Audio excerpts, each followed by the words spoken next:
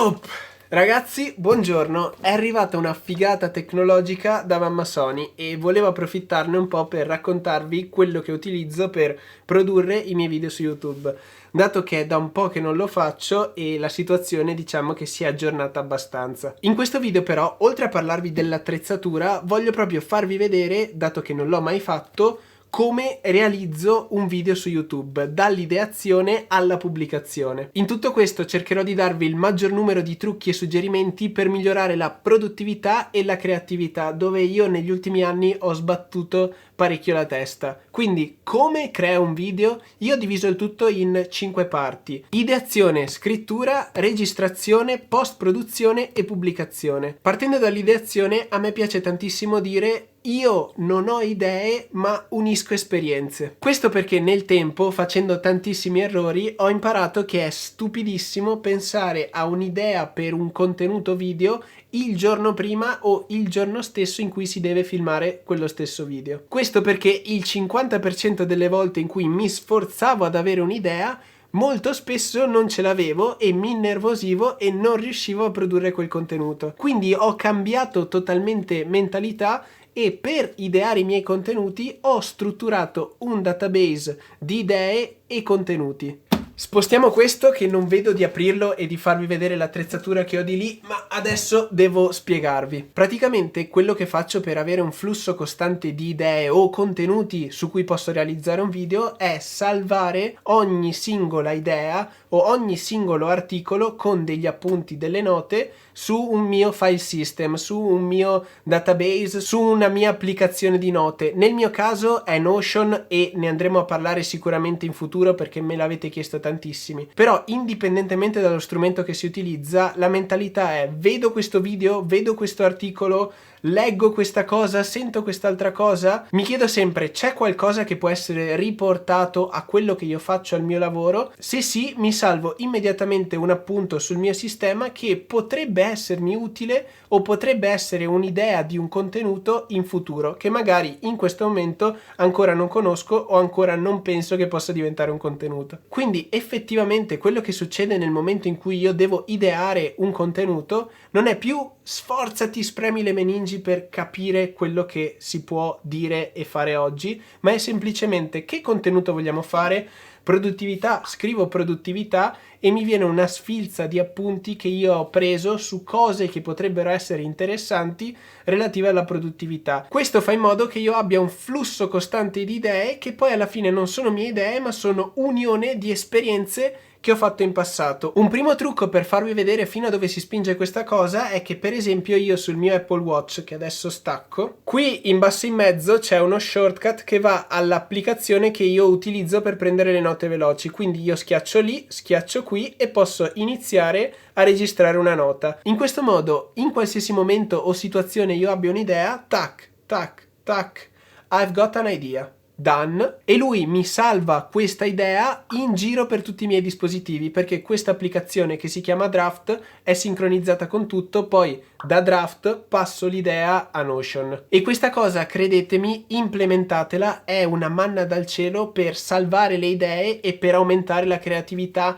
di 150.000 volte. Ora direi che per quel che riguarda ideazione e creatività vi ho annoiato abbastanza. In questo video non voglio parlare della fase di redazione e personal branding, perché per ogni attività e youtuber sono diverse e quindi non ha neanche molto senso che io vada a dirvi quali contenuti dovete andare a fare, ad ideare, perché i miei contenuti possono essere tranquillamente diversi dai vostri. Qui voglio cercare di condividervi delle nozioni che possono essere utilizzate da chiunque per qualsiasi tipo di contenuto. Perciò ora passiamo alla parte di scrittura e ricerca, che nel mio caso vanno a braccetto, perché già nella parte di ideazione avevo raccolto da un grande calderone di idee e ricerche una base di un contenuto. In questa seconda parte vado a scrivere un canovaccio o un copione e vado ad approfondire le ricerche iniziali che avevo fatto su quel contenuto. Per esempio, nel caso di questo video, quello che ho scritto è semplicemente un canovaccio di punti che devo toccare, però nei video più seduti, dove ho anche un teleprompter che dopo vi farò vedere nella strumentazione,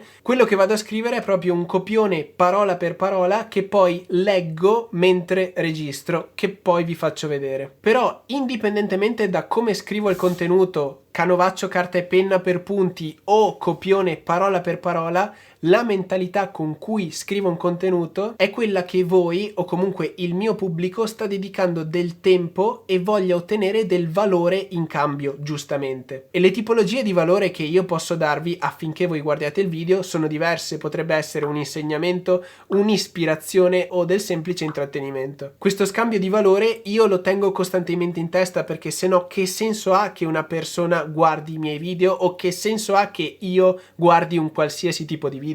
Dopo queste due prime fasi dobbiamo andare a filmare, quindi vi faccio vedere l'attrezzatura con questo nuovo aggiornamento che è una figata. Sì, finalmente andiamo ad aprirlo e non vedevo l'ora. Mamma. Eccola qui. La meravigliosa e nuovissima A7C. Ora la vado ad aprire. È la mirrorless full frame più piccola nel mercato, uscita da pochissimo. Sono entusiasta perché questa è la prima mia macchina con sensore full frame. Un obiettivo Sony da 35 mm f1.8 per fare quel bellissimo effetto bokeh che c'è nei miei video quando sono seduto nella postazione che adesso vi faccio vedere proprio di là. Ringrazio tantissimo Sony per avermela mandata. Come sapete io utilizzo Sony ormai da 1 anno e mezzo e in questo momento sto registrando con una 6004. Minchia, piccolissima. Eccola qui in tutto il suo splendore. E ragazzi, novità di questa fotocamera, allo schermino esce lateralmente ed è reclinabile. E tra l'altro questo stile con la banda grigia ricorda moltissimo le macchinette vintage ed è proprio molto figo. Quello lì dentro, ora lo chiudo molto velocemente, è il sensore full frame di questa macchinetta che è praticamente grande come la 6006 e la 6004 che sto utilizzando in questo momento. Sony ha fatto veramente un gran bel prodottino proprio per noi content creator, youtuber, perché questa fotocamera devo ancora provarla, ma ho visto un sacco di recensioni, è veramente versatile. Tra l'altro un'altra cosa figa è che qui nella parte superiore c'è un tasto dedicato solamente a far partire il video, che può essere comodissimo per esempio per chi fa vlog con questa fotocamera. Andiamo a provarla così vediamo effettivamente la sua qualità e potenza e vi faccio vedere anche che posto prenderà in tutta l'attrezzatura che ho usato fino ad oggi per produrre i miei contenuti video. Siamo arrivati alla parte di registrazione, vi faccio vedere quella che è la mia attrezzatura, dopodiché vi do qualche consiglio su come rendere più accattivante il video. In questo momento stiamo registrando per la prima volta con la Sony A7C, tutto in maniera iperautomatica, quindi diteci nei commenti cosa ne pensate di questa macchina. Per l'audio stiamo usando un Rode Wireless Go collegato a un microfono lavalier Pro, sempre della Rode. Quello che ho utilizzato per registrare il video che avete visto prima, che in realtà non è quello che utilizzo di solito, la postazione che uso abitualmente è qui. Comunque, prima di tutto, la fotocamera che stavate vedendo prima, vieni più vicino, è una Sony A6400 con un obiettivo Sigma da 16 mm f1.4, veramente spaziale. Davanti a me c'è sempre una luce in modo tale che si veda bene la mia facciona, e per quel che riguarda l'audio, con tutto questo accrocchio, che comunque vi metto il link in descrizione su come ho costruito questo accrocchio, c'è un Blue Yeti X con il suo bel pop filter. Con questo video non voglio dirvi che dovete assolutamente prendere questa stessa attrezzatura, perché la luce la si può replicare tranquillamente con un finestrone, una finestra, ci si mette davanti alla finestra e si ha una grandissima fonte di luce. La luce retro, come avete visto prima, c'era una luce blu,